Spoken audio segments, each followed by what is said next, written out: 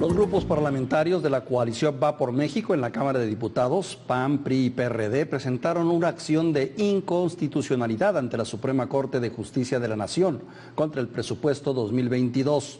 Los legisladores advirtieron que dicho instrumento vulnera los derechos a la salud, la educación, el medio ambiente, la protección y a las mujeres, entre otros. Los coordinadores Jorge Romero Herrera del PAN, Rubén Moreira Valdés del PRI y Luis Espinosa Cházaro del PRD sostienen que el presupuesto de egresos también significa una amenaza a la democracia en México al afectar al Instituto Nacional Electoral, obligándolo a realizar el proceso de revocación de mandato sin los recursos suficientes. Tengo en la línea y le agradezco mucho, está con nosotros el exgobernador de Coahuila y actual coordinador del grupo parlamentario del PRI en la Cámara de Diputados, Rubén Moreira. Rubén, le saludo con afecto, buenas noches. Muchas gracias por la llamada y estamos listos para la entrevista. Le agradezco. ¿Podría darme más detalles de esta postura del PRI y de los partidos que están con ustedes? Bueno, rápidamente le comento. Como usted recordará, el proceso de aprobación por parte de la mayoría del presupuesto, pues fue una secuencia de actos donde se nos impidió a las otras fuerzas políticas presentar modificaciones al presupuesto para hacerlo más acorde con la realidad nacional. Estuvimos discutiendo cerca de 6 días, usted se fijó, día y noche, y no hubo ni una coma, como ellos dijeron. Esto provocó y va a provocar pues graves lesiones en materias como educación, salud, protección de la mujer, temas de democracia, que usted ya reseñó. Entonces, ¿qué hicimos? Por primera vez, los grupos opositores presentamos una acción de inconstitucionalidad en contra del presupuesto, con el 30% de los diputados que firmamos y diputadas, y nos vamos a la Corte, porque le estamos diciendo a la Corte, hay una lesión a los derechos humanos de las mujeres, de los niños, hay un peligro para la democracia mexicana, y queremos que la Corte resuelva, como debe de ser, pues que el presupuesto es inconstitucional por estos temas, porque hay regresiones, hay daños en materia de derechos humanos, hay un estancamiento en políticas públicas que se venían aplicando. ¿Tiene confianza, Rubén, en que la Corte falle a favor? Nosotros esperamos que sí. Incluso la misma Corte, como ustedes saben, recibió un fuerte recorte presupuestal, lo que está poniendo en peligro la impartición de justicia, sobre todo en términos de los juicios orales, en términos de capacitación de los jueces. Nosotros esperamos que lo revisen y lo evalúen.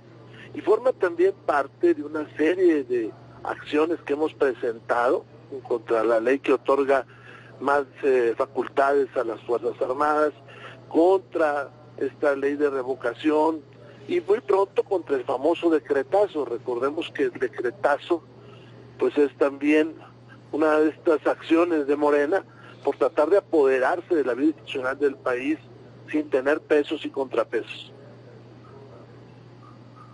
Rubén, ¿no temen ustedes una reacción violenta del presidente? Ya hemos visto cómo reacciona cuando encuentra oposición por grupos como el del PRI, el PAN o el PRD. Pues esperamos que no suceda eso, pero también sabemos que seguramente será objeto de una discusión en la famosa mañanera, pero bueno, nosotros esperamos que la Corte resuelva, nosotros estamos ciertos que tenemos la razón y creemos que el mejor lugar para dirimir las diferencias pues es en los órganos del Estado y en este caso en la Suprema Corte. Rubén, las acciones de inconstitucionalidad tienen también su historia. ¿Ha sido positivo presentarlas ante la Corte? ¿Se han dado resultados positivos? Déjeme decir que la historia de las acciones y en la historia de las controversias ha tenido resultados. Yo recuerdo algunas en materia de control energético, han dado resultados. Ahora, vamos nosotros al plano de la revisión constitucional. ¿Es válido retirarle las medicinas a quienes padecen cáncer? ¿Es válido detener los procesos de derechos humanos en relación con las mujeres? Sabemos que Morena desprecia los derechos de las mujeres y que es pues común que hay acciones que debilitan el marco constitucional y la protección de los derechos de las mujeres. Bueno, pues uno de ellos es quitarle presupuesto. Es decir, de nada sirven los derechos en la Constitución cuando no tienen presupuesto, y es lo que en síntesis estamos reclamando. ¿Cuándo tendrían una respuesta, Rubén?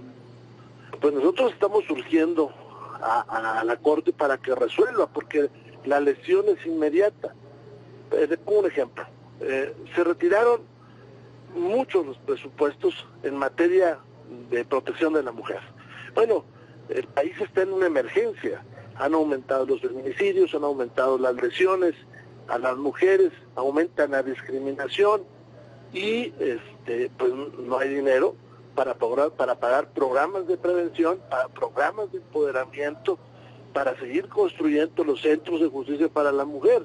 Entonces los daños son desde el primer día. Yo le quiero decir a los radioescuchas, el centro de esto está en que en la Constitución hay derechos, pero el gobierno no pone presupuesto. Entonces le estamos diciendo a la Corte, pues tienes que resolver que el presupuesto es inconstitucional porque no le dedica presupuesto a estos derechos. Derechos sin presupuesto o leyes sin presupuesto no se concretan, ¿verdad? Pues no son derechos, y es un discurso político, ¿no?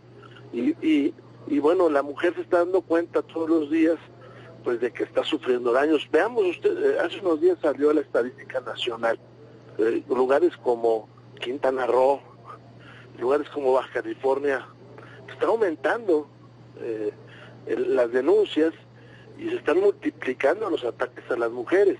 Entonces, ¿de qué sirve que pongamos, por ejemplo, tipos delictivos con penas muy altas si en realidad ni siquiera va a haber dinero para que la Fiscalía General de la República persiga los delitos?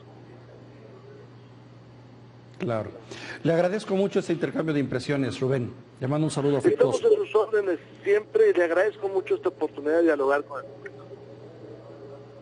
Al contrario, muchísimas gracias, Rubén Moreira, en su calidad de coordinador del grupo parlamentario del PRI en la Cámara de Diputados.